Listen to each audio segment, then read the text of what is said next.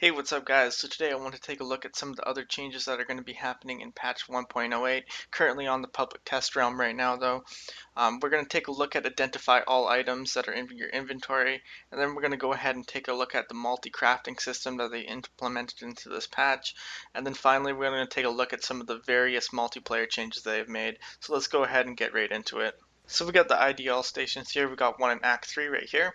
Then we got the second one here in Act 2. And then finally we have this one here in Act 1. So I got a full inventory of items here, as you can see.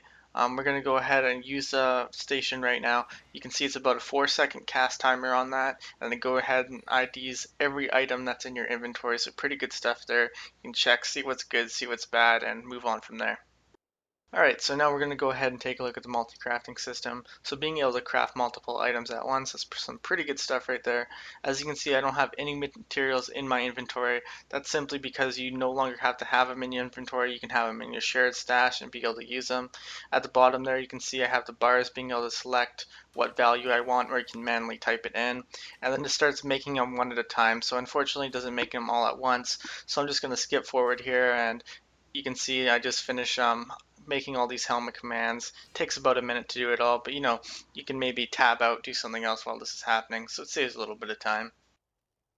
Alright, so the last change we got to look at here, of course, are the multiplayer changes. So if I go to join a public game here, I can select what monster power I want to play on, what difficulty I want, and I can also select a tag. I go ahead and go with no tag there. So I go and try to join a game here. Unfortunately, it puts me in a queue and I'm unable to find anybody and sticks me in my own game. So I got another clip here where I change up my filters and I go to join a game and I get one instantly and I join up with these guys. So once I get into town here, you can see we got a couple shields on each one of these players' banners. I believe the gray shield is for when they're just in normal combat, and the shield with the red glow around it is for when they have an elite on them, or a champion or a goblin, whatever it is. So as you can see, I join in here, get a little bit of lag, but we got a lot of champions around. The things to point out here, as you can see in the chat log, it says multiplayer buff on. The other thing is that it says engage a dark cultist, so one of my party members there has an engaged a dark cultist. So that's going to be the notifier letting you know if they've engaged like a lead, a champion, or a treasure goblin, anything like that. And what I was saying with the multiplayer buff on, as you can see, I have 3 stacks. It's my first buff icon right there. You can see I have 3 stacks of it.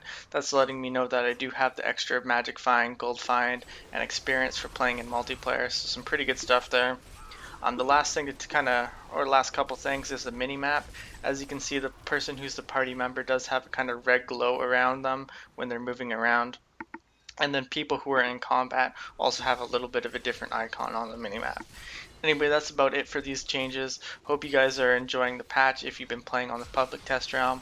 And if not, maybe you'll enjoy it once it comes out live. Not sure on the estimated time for that, but should be coming out relatively soon if they're doing the test realm already. So hope you guys enjoyed this video, and I'll see you guys next time.